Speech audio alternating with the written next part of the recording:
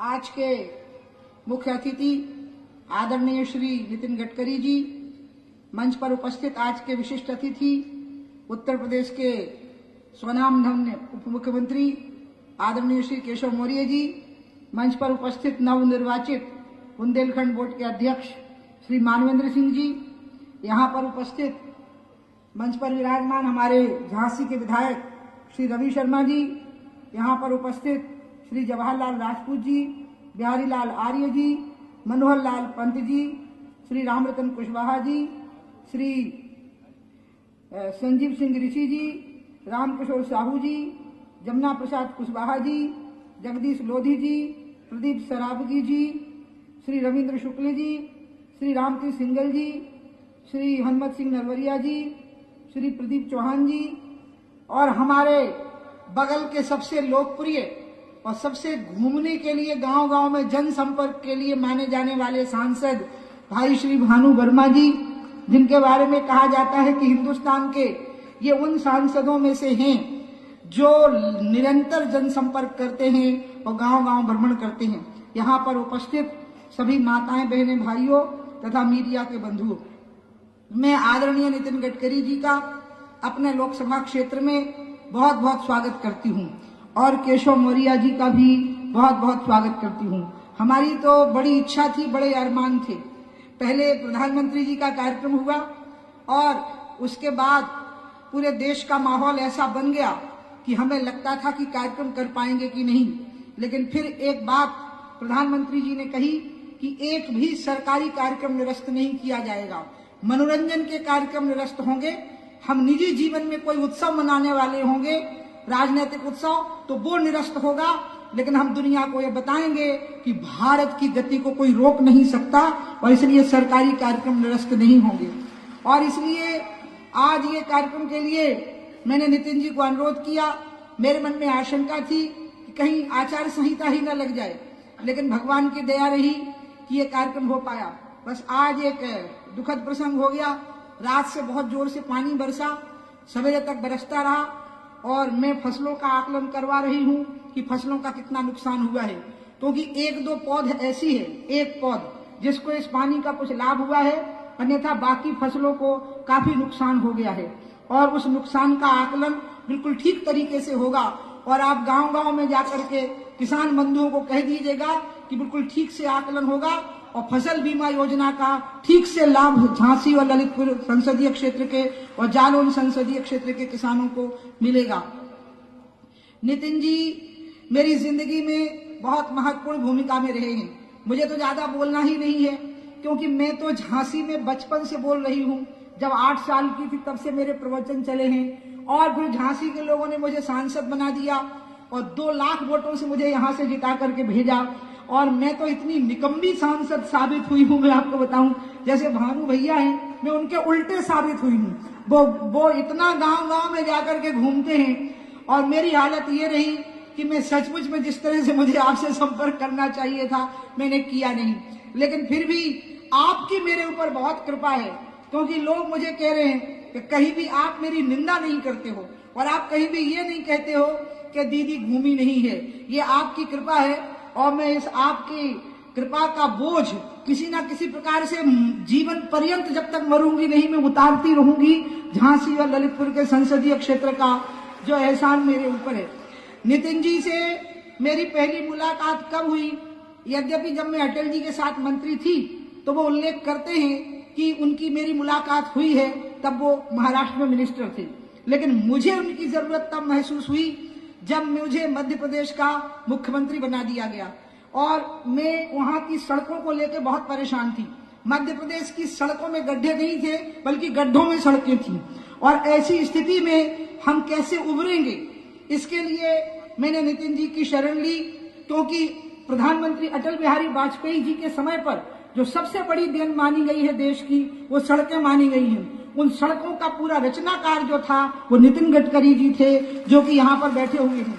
और इसलिए मैं नितिन जी को मैंने अनुरोध किया, उन्होंने अपने सलाहकार को भेजा कि हमें मध्य प्रदेश की सड़कों को कैसे ठीक करना है, नई सड़कों का निर्माण कैसे करना है और पुरानी सड़कों को कैसे ठीक करना है। फिर इसके बाद मैं पार्टी से बाहर थी नितिन जी पार्टी के राष्ट्रीय अध्यक्ष बने और पहली ही प्रेस कॉन्फ्रेंस में उन्होंने घोषित कर दिया कि मैं उमा भारती को भाजपा में वापस लेके रहूंगा। अब मेरी स्थिति ऐसी बन गई कि नितिन जी से मेरा संपर्क भाजपा में आने से पहले ही हो गया और जब मैं भाजपा में वापस लौटी उन्होंने गंगा मुझे सौंपी, गंगा का काम मुझे सौंपा और जब तक मैं गंगा की मंत्री रही उन्हीं के मार्गदर्शन में गंगा का काम करती रही। जब मैं यहाँ से सांसद हुई तो मुझे चुनाव लड़ना चाहिए, बल्कि मैं उनकी एक बात आपके सामने खोल रही हूँ। मैंने उनको कहा कि मेरे को चुनाव नहीं लड़ना, तो उन्होंने कहा आपको ये बात शोभा नहीं देती, आप योद्धा हो और योद्धा को युद्ध जरूर करना चाहिए, उन्होंने मुझे ये कहा। और 2014 का चुनाव लड़ाने में और फिर मुझे केंद्र में मंत्री, कैबिनेट मिनिस्टर का मंत्री बनवा लेने में भी उनका एक अहम रोल रहा। जब मैं भारतीय जनता पार्टी की राष्ट्रीय उपाध्यक्ष बनी राजनाथ जी के साथ, तो उसमें भी उनका अहम रोल रहा। आज मेरी बहुत इच्छा थी कि अगर ये दुर्भाग्यवश 2-3 घटनाएं जो हमारे देश में घट गई और कल से आज सुबह तक क्षेत्र में जो बारिश की स्थिति बन गई, हम उनका बहुत अच्छा स्वागत करना चाहते थे। मैं उनका बहुत बहुत स्वागत करती हूँ और मैंने उनको दिखाया कि रानी लक्ष्मीबाई जी का जो किला है वो सामने दिखाई दे रहा है और वो स्वयं उस किले की गाथा से बहुत प्रभावित थी और इसलिए मैंने यहाँ प्रोग्राम रखवाया। मैंने कहा कि प्रोग्राम वहां रखना है जहां से रानी लक्ष्मीबाई का किला दिखाई देता हो, क्योंकि इस किले को देख करके ही हम लोगों के अंदर ऊर्जा का संचार होता है और एक देशभक्ति का, देश पे मरण मिटने की प्रेरणा का भाव उत्पन्न होता है। केशव मौर्य जी जो कि उप मुख्यमंत्री हैं, जब ये प्रदेश भाजपा के उपाध्यक्ष बने उसी समय पर मीडिया ने यह सर्वे करके कह दिया था कि अकेले इनके आने से 7% वोटों की बढ़ोतरी हुई है उत्तर प्रदेश में भारतीय जनता पार्टी में। और जो भारतीय जनता पार्टी की पूर्ण बहुमत से सरकार बनी उसमें केशव मौर्य जी के अध्यक्ष होने का बहुत बड़ा योगदान रहा और इसलिए केशव मेरे भाई जैसे हैं, मेरे बहुत परम आत्मीय हैं। आज वो भी यहाँ पर आए हैं, मुझे उनके लिए भी बहुत प्रसन्नता हो रही है। हमसे जितना बन सका झांसी और ललितपुर क्षेत्र के लिए हमने मांगा और हमें मिला। इसलिए डिफेंस कॉरिडोर जिसका टोटल जो निवेश है वो 20,000 करोड़ का है, लेकिन अकेले झांसी उसका हेडक्वार्टर है और उसका निवेश 3,000 करोड़ का है।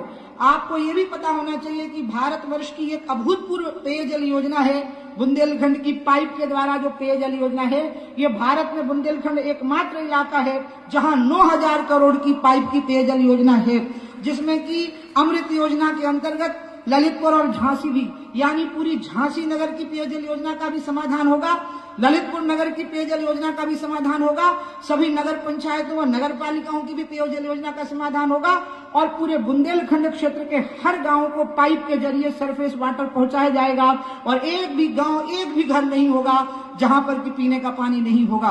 और ये बहुत बड़ी घटना है जो मुझे विश्वास नहीं होता है कि मेरे क्षेत्र के लोगों को इतना बड़ा उपहार प्रधानमंत्री जी दे करके गए हैं। इसी प्रकार से अभी कुछ घोषणाएं केशव जी ने की और भी कुछ बातें हैं जो आपके पास विज्ञप्ति के जरिए, अखबार के जरिए आप लोग पढ़ लोगे, लेकिन मैं केशव जी की जानकारी में ला रही हूं और आपकी भी जानकारी में है कि 2 चीजें बिल्कुल दहलीज पर हैं। एक है फूड प्रोसेसिंग पार्क, जिसका एक कमी हमारी तरफ से है कि हम निवेशक नहीं ढूंढ पाए हैं। बाकी जमीन एक्वायर हो गई है, झांसी में भी जमीन है और ललितपुर में भी जमीन है, क्योंकि फूड प्रोसेसिंग पार्क वो चीज है जिससे गरीब आदमी का आर्थिक रूप से जीवन स्तर ऊंचा उठेगा। इसलिए दोनों जिलों में फूड प्रोसेसिंग पार्क की बिल्कुल तैयारी है, थोड़ी सी कसर रह गई है। चुनाव के बाद केशव मौर्य जी से मेरी बात हो चुकी है और चुनाव के बाद में फूड प्रोसेसिंग पार्क की रही सही कसर पूरी हो जाएगी। मैंने नितिन जी को बताया है कि यहाँ बहुत बड़ी मात्रा में दलहन तिलहन के अलावा यहाँ प्याज होता है, आलू होता है, टमाटर होता है, मिर्च होती है और अगर ठीक से फूड प्रोसेसिंग पार्क लग जाएं तो यहाँ के 2-2 एकड़ के किसान वाले, जो 2-2 एकड़ की खेती करने वाले किसान हैं, वो भी लाखों की खेती कर सकते हैं, क्योंकि यहाँ पर जो जमीन है वो बिल्कुल इजराइल से मिलती है और यहाँ का जो मौसम है वो भी इजराइल से मिलता जुलता है।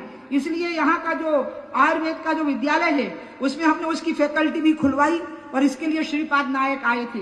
इसी के लिए मैंने धर्मेंद्र प्रधान जी को बुलवाया और यहाँ स्किल डेवलपमेंट खुलवाया। वो इसी के लिए था ताकि यहाँ के जो नौजवान हैं, जो पढ़ा लिखा नौजवान है, यहाँ मैंने एक बड़ी अजीब सी चीज देखी जिसने मुझे भारी चिंता में डाल दिया है और वो ये है कि लोग पढ़ लिख गए हैं लेकिन बेरोजगार हैं। जो लोग पहले पढ़े लिखे नहीं थे उनको अपने हाथ से खेती करने में दिक्कत नहीं आती थी, लेकिन जो पढ़ लिख गए, बीए पास हो गए, 12 पास हो गए, और वो हमारे यहाँ कहते हैं बुंदेलखंडी में कि उनके हाथ कोरिया गए हैं, यानी हाथ कोमल हो गए हैं, तो वो खेत में काम भी नहीं कर पाते, नौकरी भी नहीं लगी, रोजगार भी नहीं लगा, और बुंदेलखंड में बहुत बड़ी संख्या बेरोजगारों की खड़ी हो गई।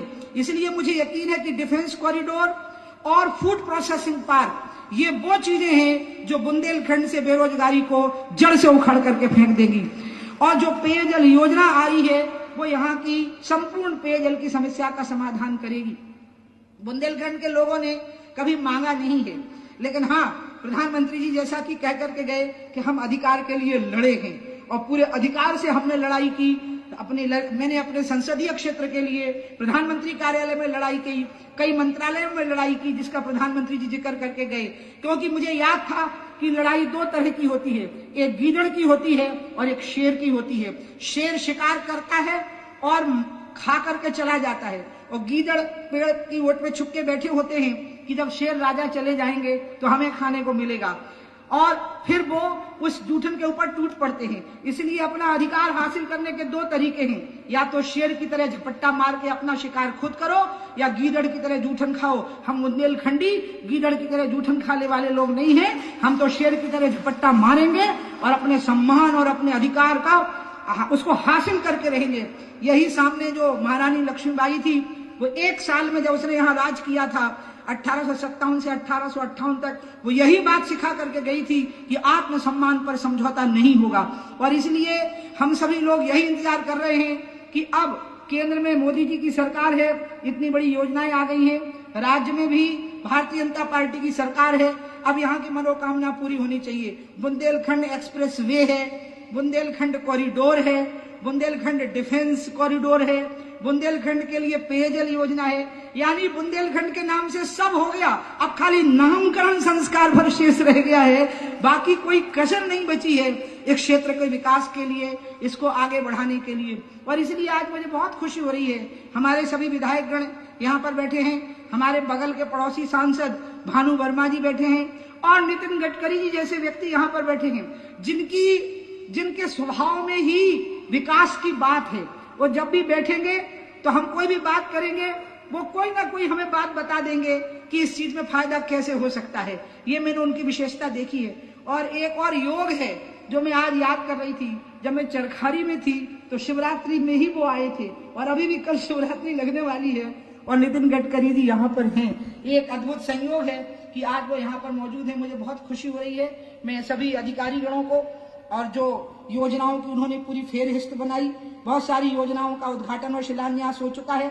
नितिन जी ने मुझे कभी कोई कसर नहीं छोड़ी। सीआरएफ से हमें बहुत सड़कें मिली हैं, झांसी और ललितपुर में बहुत जो एक दूसरे से कनेक्टिविटी की सड़कें हैं वो बहुत मिली हैं। इसलिए मैं तो नितिन जी को ये कहूंगी कि आपने तो हमें बिना मांगे ही बहुत कुछ दे दिया है। आज तो आप आओ और हम आपका अभिनंदन करें, आपका स्वागत करें, आपका आभार व्यक्त करें, आपको धन्यवाद दें।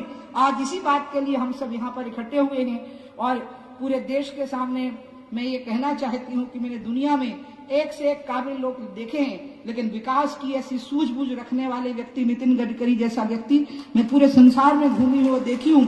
लेकिन डेवलपमेंट की जो समझ होती है, जिसमें कि नीचे से कैसे ऊपर उठाना है किसी प्रक्रिया को, धरती से उठा करके कैसे ऊपर ले जाना है, ये प्रक्रिया का जो ज्ञान है और जो साहस है वो उनके अंदर है। मैं अपनी धरती पर उनका बहुत बहुत अभिनंदन करती हूँ, और आप लोगों को भी मैं बहुत बहुत प्रणाम करती हूँ। और एक प्रकार से ये मेरी आखिरी सभा है, इसलिए इन्हीं शब्दों के साथ मैं आपको बहुत बहुत प्रणाम करती हूँ। मैं वोट मांगने के लिए जरूर आपके बीच में आऊंगी और मुझे बहुत अच्छा लगेगा।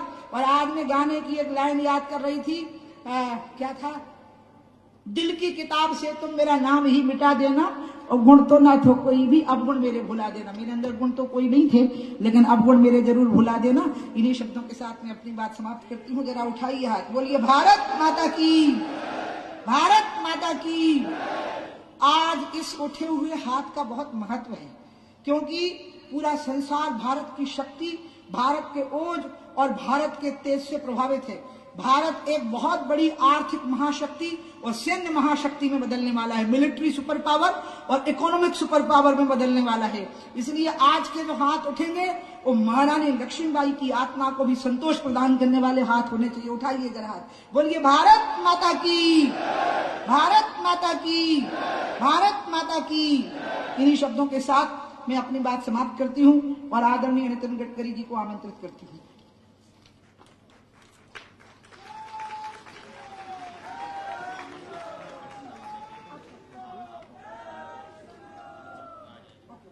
आप बोल दी। ओके, यहाँ पर जिन योजनाओं का लोकार्पण हो रहा है और कुछ योजनाओं की घोषणा हो रही है। अब जिनकी घोषणा हो रही है वो अगले वित्तीय वर्ष यानी 31 मार्च के बाद, जैसे कि रक्षा का इंटर कॉलेज और कुछ मेहरौनी नारहाट का जो रोड है वो, और बार बांसी बानपुर का जो रोड है वो, और यहाँ का जो आरओबी है कानपुर ग्वालियर का जो आरओबी है, ये रेलवे ओवर ब्रिज जो बनना है वो, इन सब की आज कुछ की घोषणाएं हो रही हैं, कुछ के शिलान्यास हो रहे हैं और कुछ का लोकार्पण हो रहा है। इसलिए नितिन जी को मैं अनुरोध करूंगी और केशव जी और नितिन जी को, मैं भी वहां जाती हूं बटन दबाने के लिए।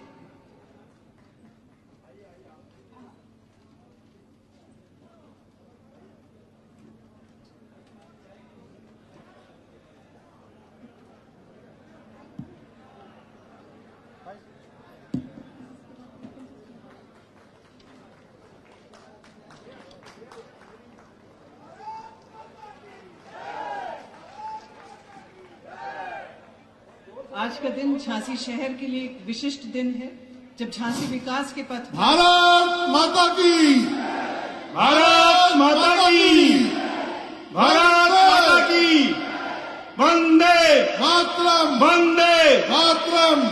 नितिन गडकरी उमा भारती, जिंदाबाद, जिंदाबाद, नितिन गडकरी उमा भारती, जिंदाबाद।